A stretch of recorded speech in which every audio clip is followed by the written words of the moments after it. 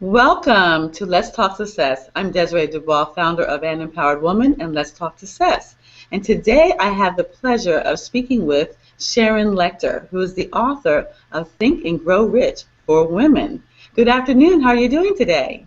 I'm doing fantastic. How are you today? I'm great and so glad to be with you. I know there's a host of things that you do. Could you share with our audience what those are? Well, I've just been around a long time. My age gives it away, but I started my career as a CPA many, many years ago and thought that that's what I would be doing forever. I am still a CPA, but at the ripe old age of 25, I started building companies. I started a women's magazine. I met the inventor of children's talking books, the books that have sound strips down the side, and built that as a global brand around the world. And then my son ended up in credit card debt when he went to college, and so I really dedicated my career in December of 1992 to financial education and financial literacy. Fast forward a few years, I met Robert Kiyosaki. We wrote Rich Dad, Poor Dad, which led to a 10-year partnership, 15 books, a myriad of games and other tools that also spread around the world globally. And then I left in 2007 because it was no longer aligned with my personal mission, and that's when I got the call from President Bush. So I served both President Bush and President Obama in the President's Advisory Council for Financial Literacy, and I also got another call. I often say sometimes you have to close one door for other doors to open, and that was from Don Green, the CEO of the Napoleon Hill Foundation, which was a huge honor to be asked to step in during a time of great economic stress in 2008 and help revive and reinvigorate the teachings of Napoleon Hill. So I've done all of that, and then come full circle back to being a CPA. I was asked by the AICPA, which is the American Institute of Certified Public Accountants, to be a national spokesperson on the subject of financial literacy. So hence I've done 3 books with the Napoleon Hill Foundation. It was 3 Feet from Gold was my first one, Outwitting the Devil, and now my most recent one, which was released in June of this year, is Think and Grow Rich for Women. And I'm now working on a new book, again with Greg Reed, called Think and Grow Rich, The Magic Key. And so that kind of brings you full circle, but I'm most exciting, and I'll tell you a little bit more when you ask me what I'm working on now. So remind me, I've got a new project I'll tell you about. So that kind of brings you back to where I am.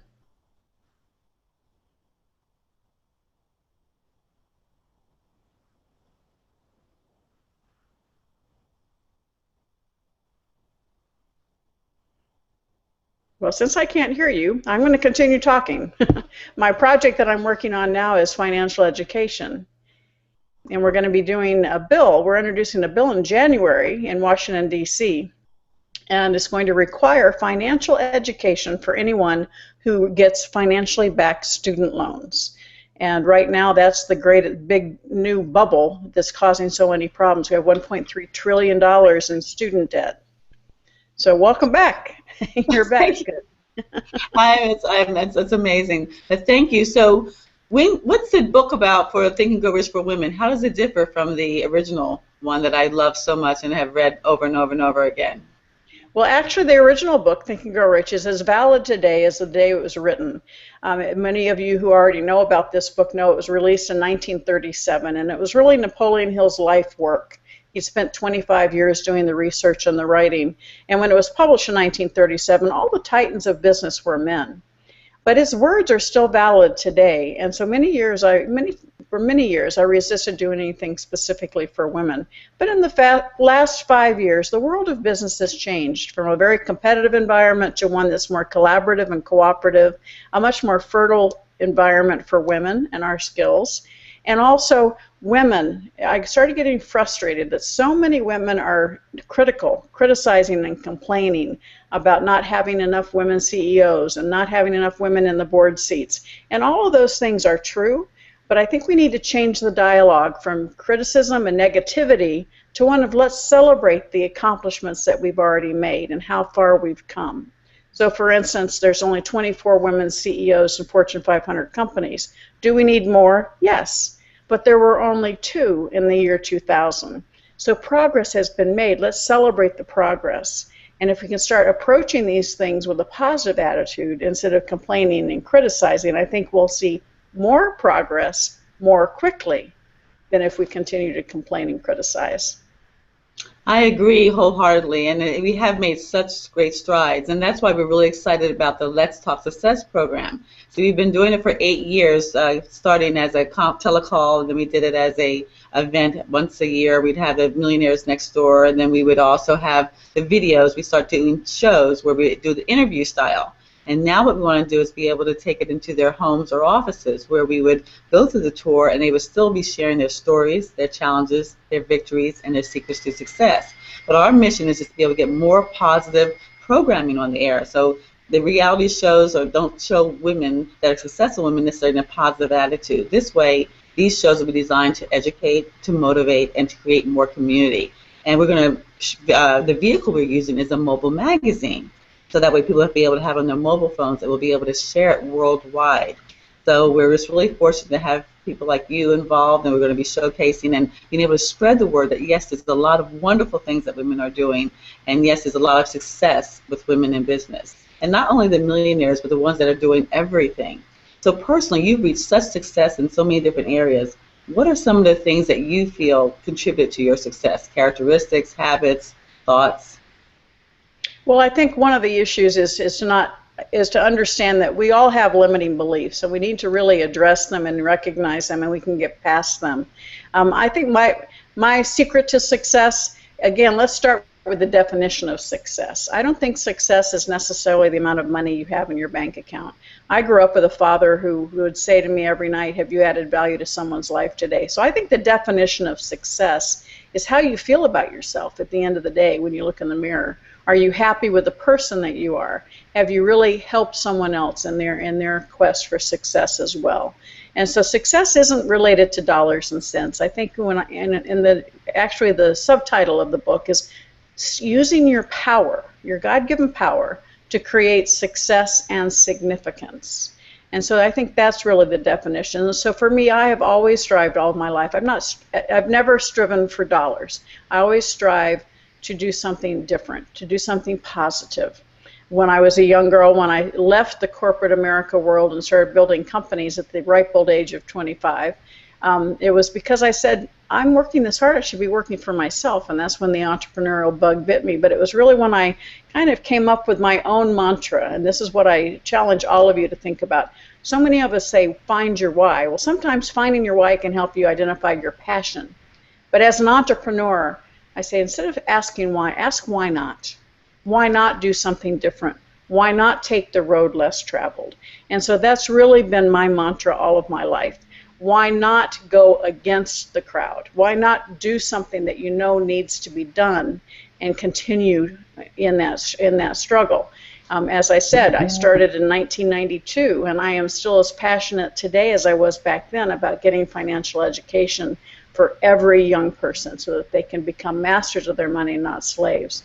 And the other thing is women tend to think they have to do it all themselves, have to be, a one-stop shop. And I think at an early age, I learned that we work together. And so that collaboration and cooperation, you don't have to be perfect in every field. In fact, nobody is ever perfect in every field. And so you look to find a team to create success. And that power of association is so very important. When we did 3 Feet from Gold, we had this personal success equation, which is taking your passion and your talent and combining it with the right associations, taking the right action, and having faith in yourself, having faith in what you're doing, having faith that it's important and that's needed. And that personal success equation, I challenge everyone to think about where in that equation are you weakest, and start there, strengthening your position statement so that you can be more successful more quickly. Well, I definitely agree with you as far as success is not measured by the dollars, and because every woman, I feel, is successful in some part of their life, whether it's personal life or their professional life, or whether it's with their community, their children, and so forth. And so I acknowledge you for that. But there's sometimes when you have a goal, I think the success could be also defined when you have a particular goal that you want to achieve and you're able to achieve them. So whether it's just building that wonderful green garden and having your fruit grow, or whether it's changing the world. What are some of the key factors, though, to be able to do that, whether no matter how big or small it is, that you think that women should make sure that they either inhibit or find or exercise to be able to accomplish any goal they choose. Because you've been able to accomplish so many. I mean, to me, it's just amazing you're able to do so much. And some people can't even just do that one project. What would you advise them to for that? Well, using your theme and your question about that goal, one of the things, and it took a long time for my team to actually get it, but we have that big goal, and we all need it. You all need that long-term definitive purpose, as Napoleon Hill says. What is your definite purpose in life? But for instance, if you want to lose 50 pounds, well, within a few days you're going to get frustrated because that's a pretty big goal. And so I talk about what I call little wins. So set yourself up to win. Set yourself up by having that long-term goal, but then strive to lose 5 pounds. And once you lose that 5 pounds, then you celebrate, not with food or liquor, but you celebrate because you've made that first step, that milestone. And that helps you build your self-confidence. And by building your self-confidence, it helps you get back on track. So each little win gets you closer to the big win. And that's what's so very important, because each and every one of us can get distracted. Life tends to pull us in different directions.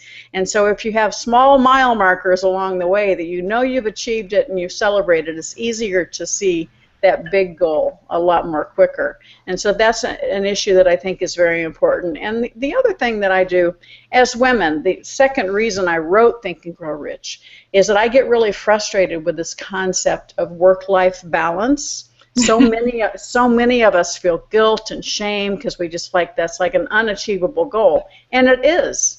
The word balance means you're not moving. It only belongs in the yoga studio from my perspective, because we are all, the last chapter of the book is not in the original Think and Grow Rich, and it's called One Big Life.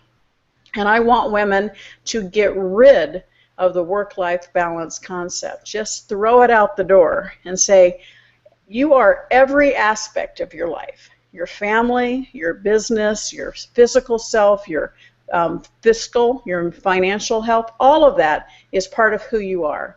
And if you made decisions yesterday that you're not happy about, just make different decisions today. But don't go along carrying guilt and shame today about something that happened yesterday.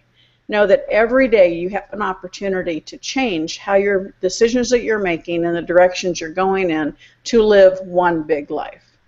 The only precious resource we all have is time. You can lose money and get it back. When you lose time, you don't get it back. And so how are you using your time? And make sure that you understand that when you choose to procrastinate, accept it. You chose to procrastinate. That was a decision that you made. And today you can make a different decision. Beautifully said. So what's up for you next? What's happening in 2015? I know you have new projects and new ideas. Share with that information. Well, I always have several things in process. But, I started to mention I have very exciting for me, and it will be a career goal for me. I talk about that big goal and little steps along the way. You know I'm making small wins every time I see somebody who has garnered some information for me that's helped them get stronger financially.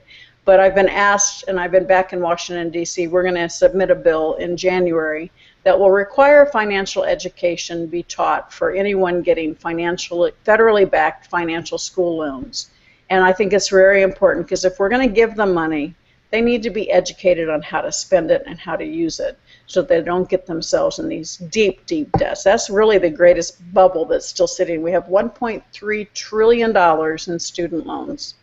And so we need to educate these young people. So I'm very excited about that bill. It'll be coming out in January. I just finished a college curriculum that can be utilized to teach financial education, a full semester college class. So I'm also very excited about that. And I'm working on yet another Napoleon Hill book called The Think and Grow Rich, The Magic Key. And that book will be we're kicking that off in another couple of months. So very exciting. That's fantastic. And I'm with a mother with 2 sons that have student loans. I applaud you on that, Bill. You have experienced so much, and you have such a wealth of knowledge. What empowering thoughts would you like to leave our viewers with today? Well, I think it's one thought, and I'm going to make it kind of a several-step thought. Each and every one of us is the CEO of our own life. We are in the driver's seat. You have your hands on the steering wheel, your foot on the gas, and you have a very large windshield so that you can do and go anywhere you choose to go. You're in charge. And the rear view mirror is very small, and it's very small so that you just learn from the past. Don't let the past hinder your future. Just what happened to you happened, and learn the lesson and keep moving forward, because you have the tools, the opportunities, and today with the internet you have all the resources available to you to create the life that you deserve and that you want. So go for it and ask yourself, why not? Thank you so much. That is something that's it's a very new perspective that it makes very good sense, and it's very powerful, and it's something I think everyone will be able to remember now. So thank you so much for that. And how can people contact you for more information or to find out about your new products and programs? Well, please, I make it really simple. Everything is Sharon Lechter, SharonLechter.com. It's Sharon, and then Lechter is Lechter, SharonLechter.com for all of my programs and my products. On Facebook, my fan page is Author Sharon Lechter, so please come join that. We have a lot of daily resources that we're giving out on Author Sharon Lechter Facebook. Twitter, Sharon Lechter, LinkedIn, Sharon Lechter. So please come find me and join me and follow me and join and help me, because I'm looking for all the support I can get to get the Groundswell initiative up and running to make sure financial education is provided to every young person in America and the world. So small goal, big goal, little goal. So. Thank you, and I know you'll accomplish it as everything else. So thank you so much for your time and your expertise. And I want to thank our listeners for watching us today. And until we meet again, stay empowered.